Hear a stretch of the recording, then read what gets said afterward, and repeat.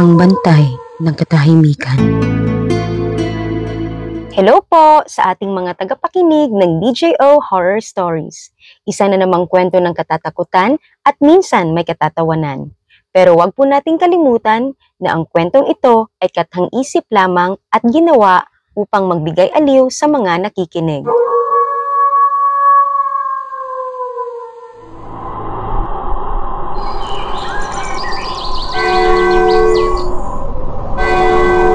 Sabado de Gloria. Katahimikan ang bumabalot sa baryo ng Salamingan. Sinara ang mga tindahan. Tumigil ang mga kasiyahan. Sa araw na ito, sinasabing ang langit ay tahimik at ang lupa ay nagbabantay. 4 na taon na. Pero bawat Sabado de Gloria, naririnig ko pa rin ang huling paghinga niya. Tia Sabel, kayo na naman dito sa dalampasigan? Gabi na. Hindi ba kayo natatakot?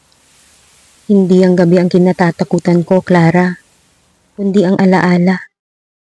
Si Sabel, balo ng isang lalaking misteryosong nawala habang naglalakad ng penitensya. Hanggang ngayon, hindi pa rin siya nakikitang muli. Sabi po ng mga matatanda, tuwing Sabado de Gloria, may dumarating daw na bantay. Ang bantay ng katahimikan.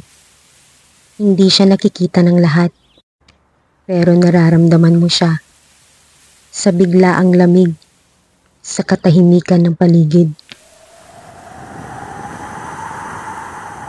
At nang lumilim ang ulap, lumitaw ang isang silueta mula sa likod ng mga puno.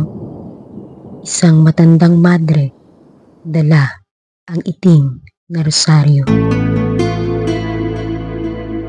May bumabalik na utang at oras na upang ito'y bayaran. Madre Piedad, kayo po ba yan? Oo, iha.